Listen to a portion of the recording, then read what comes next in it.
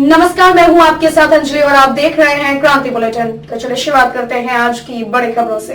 विधानसभा 2022 के चुनाव के दृष्टिगत अवैध रूप से शराब तस्करी व मादक पदार्थों की रोकथाम हेतु चलाए जा रहे अभियान के अंतर्गत विगत कुछ दिनों से सूचना प्राप्त हो रही थी कि एक सफेद कार में काफी मात्रा में चुनाव के मद्देनजर हरिद्वार क्षेत्र में विभिन्न पार्टियों के लिए शराब तस्करी की जा रही है, जिस पर प्रभारी निरीक्षक द्वारा वरिष्ठ उप निरीक्षक नितेश शर्मा के नेतृत्व में टीम का गठन किया गया।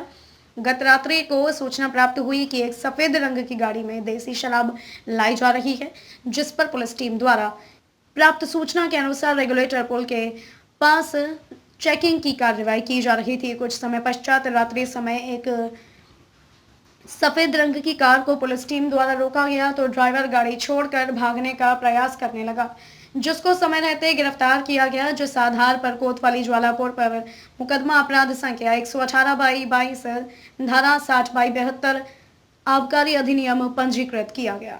अभियुक्त के आपराधिक इतिहास के बारे में अन्य थानों से भी जानकारी ली जा रही है। अभियुक्त को आज ही न्यायालय में पेश किया जाएगा। दिल्ली के मुख्यमंत्री अरविंद केजरीवाल हरिद्वार 3 दिवसीय दौरे पर पहुंचे। आज उन्होंने होटल रेडिसन में एक प्रेस वार्ता की। प्रेस वार्ता के दौरान उन्होंने कहा कि कांग्रेस व भाजपा दोनों ने उत्तराखंड को लूटने का काम किया।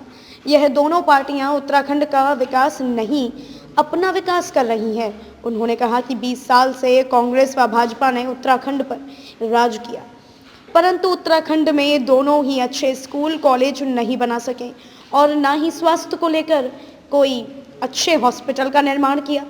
आज भी पहाड़ों के लोग स्वास्थ्य को लेकर चिंतित हैं। उन्होंने कहा कि आज भी उत्तराखंड के युवाओं को अच्छी शिक्षा नहीं मिल सकी। केवल इन दोनों पार्टियों ने युवाओं को नशे की ओर धकेलने का काम किया। उन्होंने कहा यह दोनों एक ही थाली के चट्टे बट्टे हैं। उन्होंने कहा कि यदि प्रदेश में आप पार्टी आती है, प्रदेश के 1 लाख युवाओं को रोजगार मिलेगा और 5,000 रुपए प्रति माह गुजारा भत्ता मिलेगा। प्रदेश में 300 यूनिट बिजली फ्री प्रति माह मिलेगी। कांग्रेस व भाजपा केवल हवा में ही घोषणा करती है। एक बेईमान मुख्यमंत्री अपने पुलिस वालों को बुलाता है और सबसे क्या कहेगा, हाँ भाई कितने लाए, अपने एरिया में कितनी कलेक्शन हुई। तो जब पुलिस वाले को अपनी एसपी की, थानेदार की पोस्टिंग करने के लिए पैसे देने पड़े, हर महीने कलेक्शन करके ऊपर पहुंचाना पड़े, तो वो तो नशा ही बिकवाएगा, नशे वालों के साथ सांठगांठ करेगा। और एक ईमानदार मुख्यमंत्री है, वो अपने सारे अफसरों को बुलाता है, कहता है खबरदार मैं खाल खींच लूंगा तुम्हारी, अगर नशा बिकता हुआ मिला तो तुम्हारे एरिया में। वो नशा, पुलिस कुछ भी कर सकती है, अच्छा काम भी कर सकती है, खराब काम भी कर सकती है। आपकी नीयत कैसी है, मुख्यमंत्री की और मंत्री की नीयत कैसी है, उस पर निर्भर करता है। यही 1 मिनट, यही पुलिस, उत्तराखंड पुलिस आपको चमत्कार करके दिखा देगी। जैसे दिल्ली में सरकारी टीचर है हमारे, पहले कहते थे सरकारी टीचर बड़े खराब होते हैं, पढ़ाते नहीं है, काम नहीं करना चाहते। टीचर आती है, पेड़ के नीचे बैठ के स्वेटर बुनती रहती है, यही तो धारणा होती है सरकारी टीचर की। इन्हीं मेरे 60,000 टीचर्स ने, मैंने बदले नहीं आने के बाद, इन्हीं 60,000 टीचर्स ने शिक्षा क्रांति। कानपुर विधानसभा 32 से कांग्रेस के प्रत्याशी सुभाष चौधरी ने कहा कि देश के प्रधानमंत्री नरेंद्र मोदी का वर्चुअल संबोधन और मुख्यमंत्री का क्षेत्रीय दौरा यहां कुछ नहीं कर पाएगा। जिस पार्टी ने किसानों का अहित किया हो, उस पार्टी को यहां जनाधार मिलना नामुमकिन है। इस बार परिवर्तन की लहर है और कांग्रेस पार्टी प्रदेश में सरकार बनाने जा रही है। इस क्षेत्र में ना कहीं विकास हुआ है और ना ही सरकारी योजनाओं का लोगों को लाभ मिला है, जिसका नुकसान भारतीय जनता पार्टी को होने जा रहा है। मिल रहा है और पूरे क्षेत्र में जहां जा रहे हैं बहुत लोग जो है मान सम्मान दे रहे हैं और बड़े बेसब्री से इंतजार कर रहे हैं कि कब 14 तारीख आए और हम लोग जो है अपने प्रत्याशी को जिताएं और कांग्रेस की सरकार बनाएं। वो तो सिर्फ एक चुनावी लॉलीपॉप था जो दे दिया गया है, उससे कोई फ़र्क नहीं पड़ रहा है। किसानों में जितना आक्रोश था उतना आज भी बराबर है और एक भी किसान भाजपा के साथ नहीं है, सब कांग्रेस के साथ है। बिल्कुल यहाँ तो कोई असर पड़ने वाला नहीं है। कितनी रैलियाँ करें, वो वर्चुअल रैली करें, वैसी रैली करें, उससे यहाँ कोई फ़र्क पड़ने वाला नहीं है। तो मैं तो समस्या ही समस्या है, जब जाएँ, चाहे रोड की समस्या है, बेरोजगारी की समस्या है, स्वास्थ्य की समस्या है, यहाँ तो सारी समस्या ही समस्या है क्षेत्र में। इससे ज़्यादा समस्या कुछ में हो आगामी विधानसभा चुनाव को लेकर चुनावी मैदान में उतरी उत्तराखंड जन एकता पार्टी ने ऋषिकेश विधानसभा सीट पर अपना घोषणा पत्र जारी कर दिया है। बता दें कि उत्तराखंड जन एकता पार्टी के प्रत्याशी कनक धनाई ने अपने कार्यालय में घोषणा पत्र जारी करने के बाद दावा किया कि उनके घोषणा पत्र में जितने भी बिंदु लिखे गए हैं उन पर वह काम करेंगे। सबसे पहले उन्होंने घोषणा पत्र के अंदर एम्स में स्थानीय लोगों को नौकरी और नौकरियों में की जाने वाली धांधली को रोकने का मुद्दा शामिल किया है। दूसरे बिंदु में बैराज से हरिद्वार तक जलमार्ग की स्थापना, ग्रामीण इलाके में उच्च शिक्षा के लिए कॉलेज, ऋषिकेश महाविद्यालय में योगा का विषय स्वीकृत कराना, मीराबेन के द्वारा बसाए गए क्षेत्र में रहने वाले लोगों को भूमिधरी का अधिकार दिलाने का मुद्दा शामिल किया है। इसके अलावा IDPL में कन्वेंशन सेंटर की जगह मिनी सिडकोल स्थापना कराने की प्राथमिकता उनके घोषणा पत्र में शामिल है। बहुत सारी चीजें खास हैं और बातें तो बहुत सारी हैं, पर 5 सॉलिड मुद्दे जो हमने इस पे रखे, जो हम करके ही बताएंगे। जितनी भी कॉम्प्लिकेशन आए, वो NGT के आए, वो फॉरेस्ट के आए, वो रिजर्व फॉरेस्ट के आए, वो एक अलग चीज़ है। इसमें हमने 5 बातें रखी थी। सबसे पहली बात हमने इस पे समाधान एम्स की बात रखी थी, जो आज त्रुटियां एम्स के अंदर हो रही हैं, वो रोजगार को लेकर हो, उपचार को लेकर हो। दूसरी बात हमने जल मार्ग की इसमें बात करी है।